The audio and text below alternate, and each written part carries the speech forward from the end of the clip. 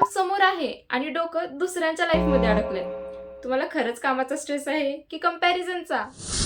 अरे वा, हिने नवीन गाडी घेतली वाटतं आणि याचं प्रमोशनही झालं.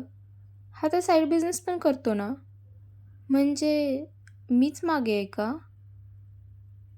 मी काही कमी प्रयत्न करते का? की मी चुकीचा मार्ग निवडला आहे? की मीच स्लो आहे? तुमच्यासोबत पण असं होतं का की फोन बंद केलाय पण तरीही डोक्यामध्ये स्क्रोलिंग चालू आहे?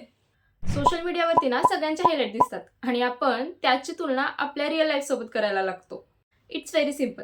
एकाच वेळी भरपूर टॅब्स ओपन असतील तर फोनही हँग होतो आणि आपलं माइंडही तसंच काम करतं. म्हणून ना आज एक छोटंसं प्रॅक्टिस करून बघा आणि जेव्हा कंपॅरिझन सुरू होतं तेव्हा स्वतःलाच प्रश्न विचारा की आज मी कालच्यापेक्षा पुढं आहे का? कधी कधी आपलं आयुष्य कठीण नसतं, आपण फक्त दुसऱ्यांच्या टाईमलाईनवरती जगत असतो. आणि ना सगळ्यांची रेस वेगळी असते.